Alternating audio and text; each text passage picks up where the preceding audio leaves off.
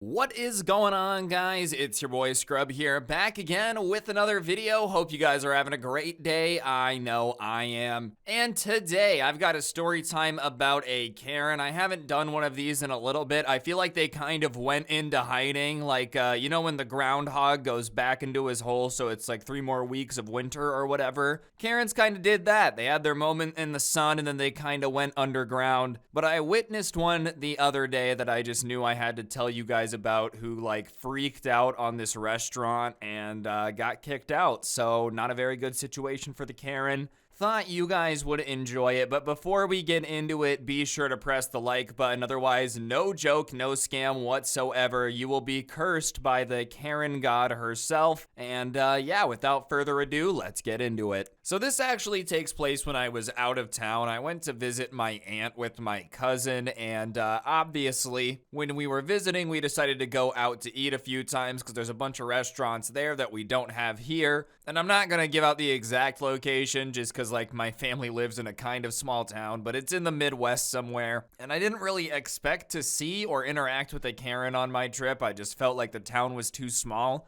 I felt like Karens were a big city thing. I know that might be naive of me, but I just assumed no one would have the balls to act like that if they had to see these people all the time. In a small town, if you freak out in a grocery store, you're probably gonna have to like get your teeth cleaned by someone in line, or it's your therapist behind you. Whatever it may be, I just feel like there's a lot of situations in a small town where you'd bump into people again. Whereas the logic of being a Karen in a bigger town, it's still stupid, I don't support it. But whatever, the odds of seeing someone again in a city with like 3 million people is very slim, and the odds of them remembering you is very slim. But we went out to eat, and it just so happened to be like on a Saturday night. So as soon as we pulled up into the parking lot, we saw how busy it was, and my cousin and I agreed that it was probably going to be a little bit of a wait, but we wanted to eat there. And if you pull up into a place's parking lot, especially a restaurant, and it's packed and you don't have a reservation, just expect to wait. I feel like that's just reality. You can hate it as much as you want, but you didn't make the reservation. Like, I was irresponsible and didn't make a reservation. That's on me. It's not the restaurant's fault. So we go in there, they say it's gonna be like a 25-minute wait, which, whatever, isn't as long as I've waited before, but it's long. Me and my cousin just kind of sat down and started talking to each other, and we must have timed it very well because there started to be a huge line of people that wanted a table, and very quickly the wait gets up to like 45 minutes. And the lobby's getting very crowded, so my cousin and me stand up, or my cousin and I, sorry, grammar. Anyways, my cousin and I stand up, we give our chair to some other people, like the little bench spot we were sitting on, and we're just standing there, and there's a line out the door of people even trying to put their names in now. And as there's this line of people trying to put their names in, this lady with like the Karen cut, the bob itself, comes strolling in, acting like she owns the place. I thought she worked there. That's how much confidence she walked by everybody in line with. I feel like whenever people have tried to cut in line, and I've seen it before, they try to at least be like 2% sneaky, a little bit Sly Cooper on them, not trying to make sure that everyone knows they're cutting in line. This lady just didn't care, bro. She walked right by everybody. If you would have given her the opportunity, she probably would have waved at them and said, au revoir, as she walked by, man. That's how cocky it was. And walks up to the podium and is like, I need a table for 4. Doesn't say name, doesn't ask how long the wait is, just demands it right away. And the person who was next in line, who's been waiting for a while, taps her on the shoulder and says, excuse me, ma'am, but there's a line. You have to go to the back of the line. I've been waiting for a while. And she doesn't even acknowledge the guy that just tapped her on the shoulder and said, excuse me, ma'am, go to the back of the line, da-da-da-da-da. She just looks at the hostess and says, table for 4. And the hostess looks at her confused because she almost can't believe that this lady is being this rude. It almost seems like it's fiction. So she tells her, ma'am, you can't just cut the line. There's a long list of people. And she looks at the hostess, turns around and looks at the line. And you would think maybe, just maybe, she didn't notice. She was just in her own little world, whatever, thinking about a phone call she just had. Walked past the line, wanted to put her name in, and now she's just like, oh my gosh, I'm so dumb, I'm embarrassed, something along those lines. My hope is growing smaller and smaller by the second, but I'm hoping it's something like that. And so she looks at the hostess and the guy behind her and says, I understand that there's a line, but I don't want to wait. Yeah, I don't think anyone wants to wait. If you did a survey of everybody before they came to dinner and said, would you like to sit in the restaurant and wait for a table or walk right in and be seated? No one would pick to wait. I don't think that's something people prefer, but the reality of going to a place that's busy is you might have to wait. I love that in this Karen's mind, she just thought that saying I don't want to wait was a justification to not actually have to wait. Oh, by all means, ma'am, if you don't want to wait, then we'll just let you cut everyone else in line. Why didn't you just say so sooner? And the guy that was behind her in line, who had tried to be polite earlier, kind of scoffs and says, none of us want to wait in line, which is what all of us were thinking. And instead of just ignoring him again, which she had done the first time, she decides that that comment is what she's going to take issue with and start arguing with him, and turns around and asks why he thinks that he's allowed to be the peanut gallery on other people's lives. And the guy's just not in the mood to be taking any of this, and he starts arguing back about how the second she decided to cut everybody else who had been patiently waiting in line, she decided to make herself the target of the peanut gallery, and if she wasn't so easy to make fun of, then he wouldn't keep doing it. And I feel like this is something so constant with Karens, but when the guy stands up for himself and says you're easy to make fun of and it's your fault that people are having an issue with you and making comments because you cut them, her mouth drops wide open, flabbergasted, just, what? I don't know why they always act surprised when people stand up to them. You would think acting like that it would happen more often. Maybe they're just shocked every time. Every time someone stands up to them, they think it's going to be the last time. But for some reason, Karens just act like a Disney villain that just got bested by the hero. Oh my gosh, I can't believe this happened. Wow, someone stood up to me? It's like, yeah, you said his wife was ugly and then keyed his minivan. Why did you expect him not to call the cops?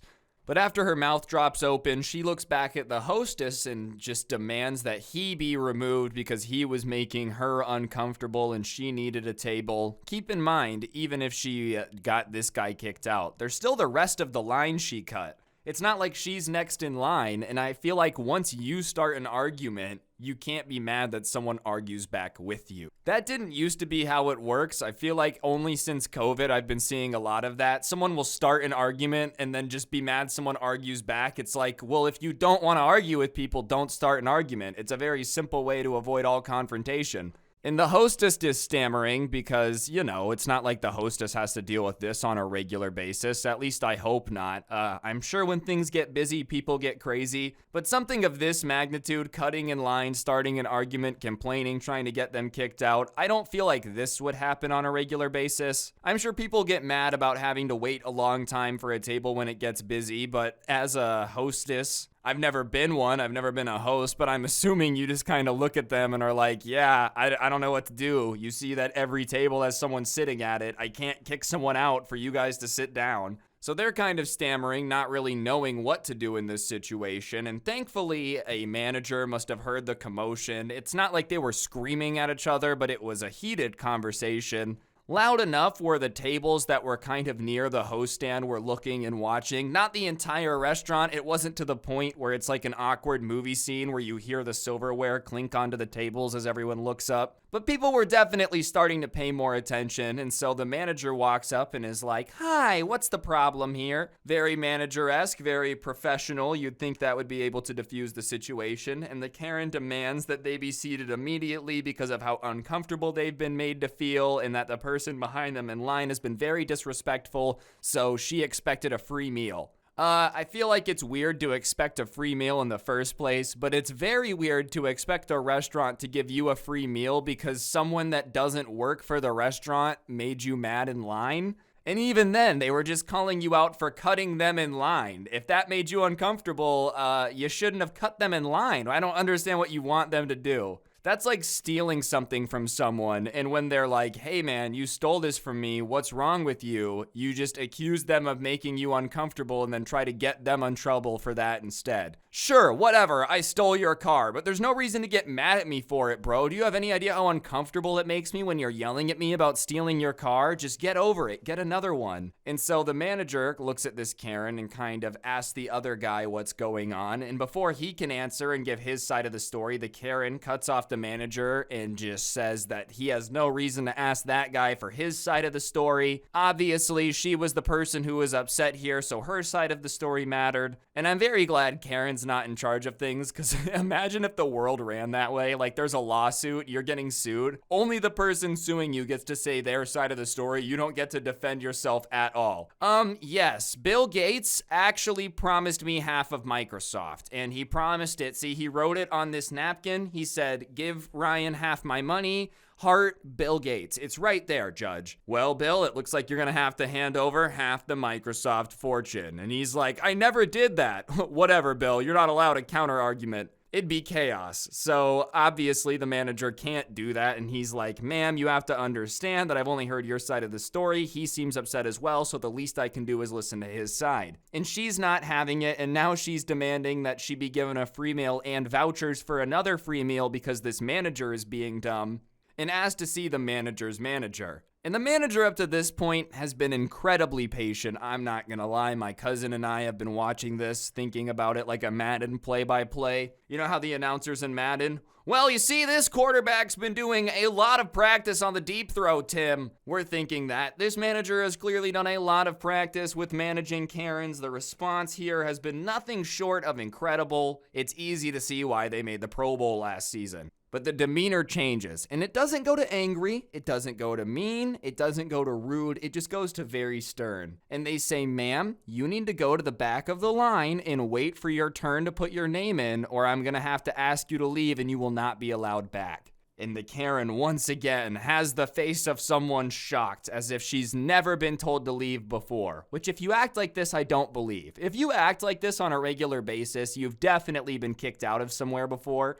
Or you're lying. Like, there's no way you act like a Karen all the time and it's never backfired on you. That's why it's always so surprising to me that they act surprised when it backfires. Especially in the modern era, maybe back in the 70s and the 80s when it was a little more, the customer is always right. You could have gotten away with it. But there's no way you've been acting like this for the last 3-4 years and haven't been called out on a monthly basis by someone or some worker for just being hard to deal with. At the threat of being banned, though, the Karen goes all, well, you can't ban me, I come here all the time. If you come here all the time, then why would you act like this? Just acting like this even at a place you've never been to is really weird. But if it's at a place where you know the workers and you have like a repertoire with the staff, you definitely wouldn't be acting like this and being rude to everyone. Because you know that, like, you know everybody here, so even if it's busy, they're gonna find a spot for you, and you know that they're gonna be busy because it's a day they tell you they're busy.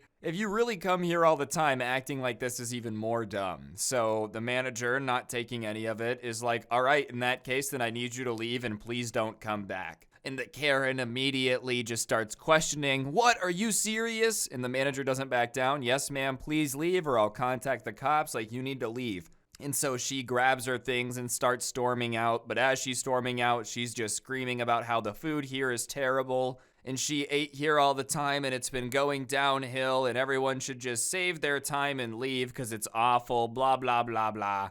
I saw a comment saying I say that in every video. I don't know if I've done it yet, but in case you commented that, there you go. See, I did that for you. Anyways, obviously in this situation, if you come here all the time and the food sucks, then you're even more dumb. Because you know what I would do if I went somewhere and the food sucked and I hated it? I wouldn't go back. Yeah, that's right. Wow, you actually have the ability to not eat at a restaurant you think sucks. Who would have ever thought that was possible? You don't have to do things you hate doing? Crazy. But she leaves screaming the entire way, and right after that, it worked out. A couple left, and me, my cousin, and our friend got the table. So the three of us were eating, and the manager walked up and apologized for it, and we were like, no, we don't care. Trust me, it was funny. And I literally made a joke about how I would find a way to, like, use it for my job. And I did. Yeah, that's right. I didn't lie to you, Miss Manager Lady. But she gave us free sodas, which was an absolute W. So thank you, Karen. Not only did you get me a free Pepsi, but you also gave me a video. So genuinely, thank you. Made the trip a little more interesting. Not that hanging out with my family was boring. It's just this entire situation was a little bow on top. Overall, just don't act like that, especially if you're a regular somewhere. That's how you go from the favorite customer to the least favorite customer real quick. I'm sure they did not enjoy that if she was a regular, even though I doubt that anyways. Overall, it's been a bit since I've done a Karen story time, so if you enjoyed it, be sure to press the like button. And if you don't press the like button and comment, you will be cursed by the Karen god. That was a serious threat. She contacted me via email